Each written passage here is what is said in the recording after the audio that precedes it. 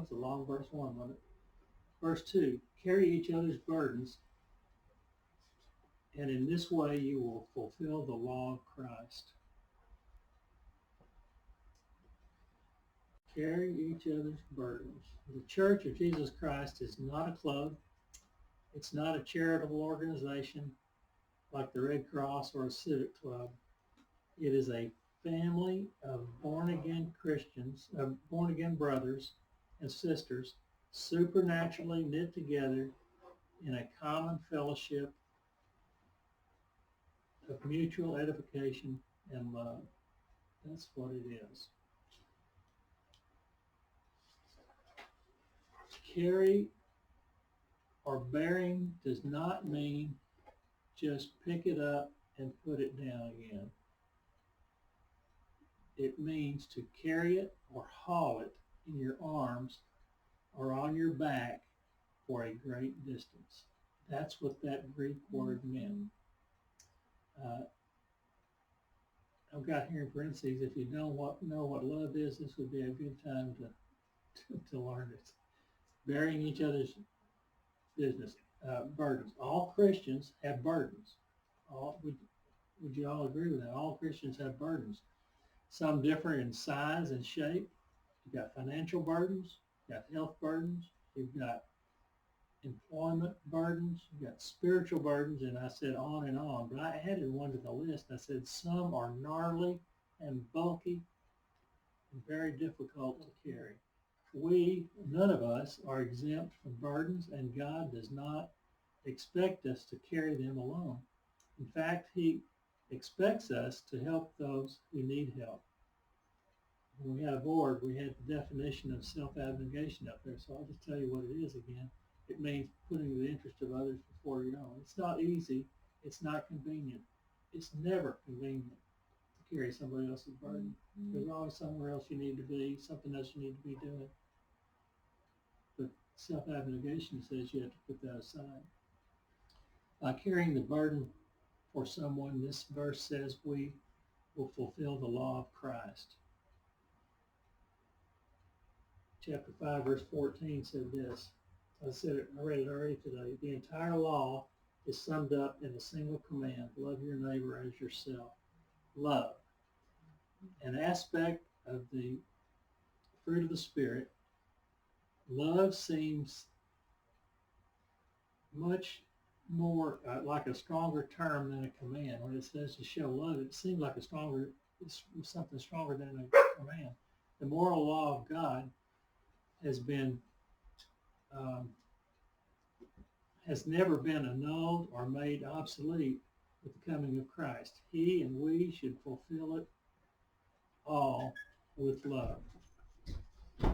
Paul is addressing those who are attempting to restore someone caught in sin, so we have to look at such a person as capable and willing to carry their burden.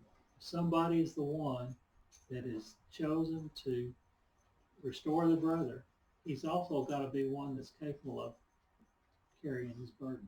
You wouldn't want somebody to say, there's your sin, you carry it. You carry the burden. He's got to be able to do both.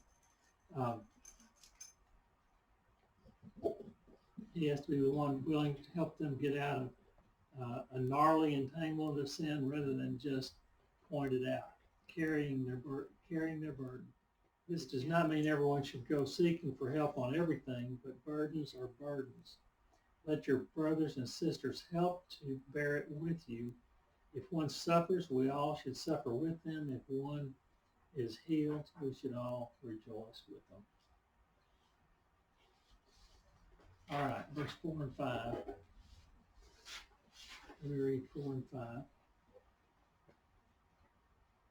Each one should test his own actions, then he can take pride in himself without comparing himself to somebody else, for each one should carry his own load. This is going to get interesting. Each one, meaning you and me, should give serious self-examination regarding our Christian walk in this present life. Pride is wrong. Am I prideful? You need to evaluate yourself. In other words, test your own actions.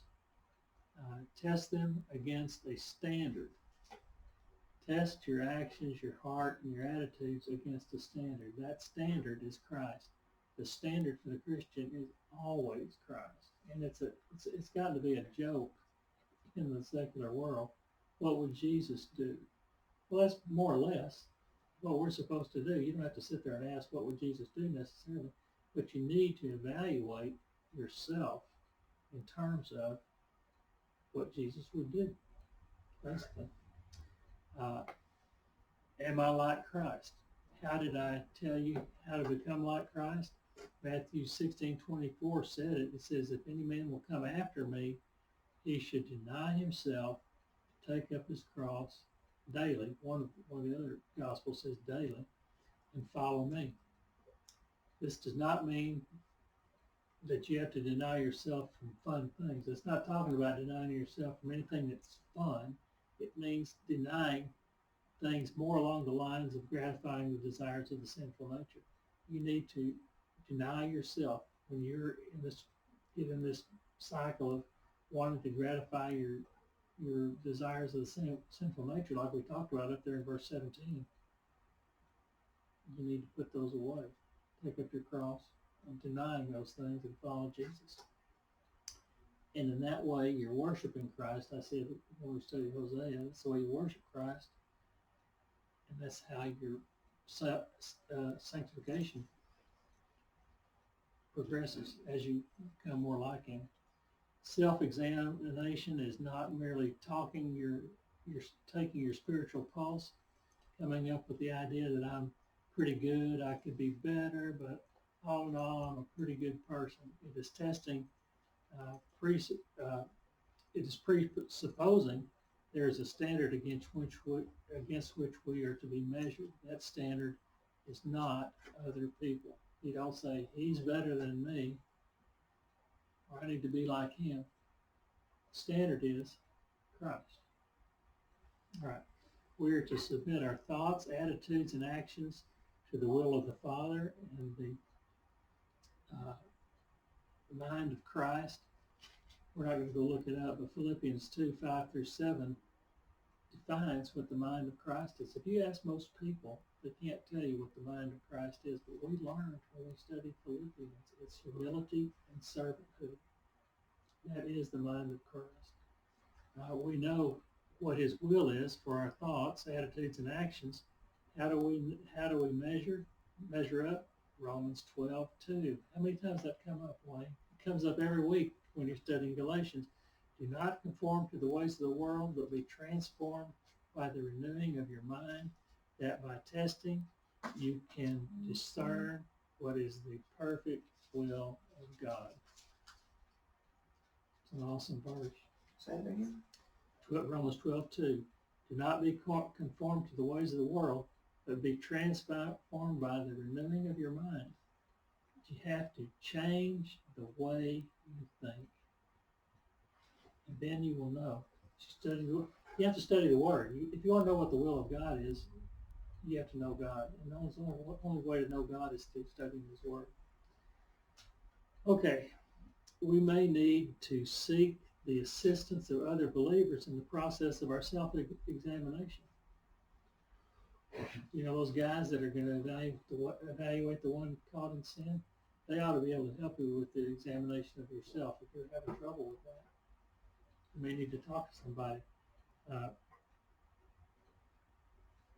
It's an important part of bearing one another's burdens is to offer spiritual guidance and friendship.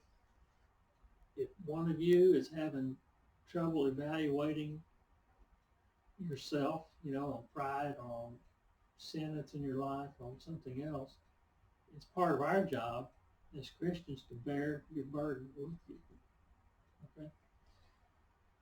In the self-examination process, we are only responsible to God for the stewardship of gifts He has given us, not somebody else. Not what He gave somebody else, is what He gave you. It's the way you evaluate yourself. Verse 5 looks like a contradiction. Let me read verse 5 again. It says, for each one should carry his own load. But I thought it just said up there, carry everybody else's burden. This says carry your own. It's because of the English translation. You're going to love this, I promise. It looks like a contradiction. Carry our own burden or load rather than carry each other's. Okay? The contradiction comes from the translation of the Greek to English. In verse 2, we had a Greek word that is translated as a heavy load, which is expected to be carried for a long distance. That's the burden it was talking about. It said we're supposed to carry out somebody else's burdens. It's the load that is heavy and it needs to be carried for a long distance. In verse 5, the Greek word is a word that means a soldier's knapsack or backpack. This is a load designed to be carried alone. That's a different kind of load. You know, in verse 2, you're carrying your burden is something that you need help with because it's so big and gnarly and bulky. You just got to have help carrying it, and you got to go for a long way. It's not like moving it from here to over there. It's like moving it from here down the street. It's a long way. But the one in verse 5 here, it's a different kind. It's where it's like a backpack. It's a small load, and you're expected to carry it yourself. All right.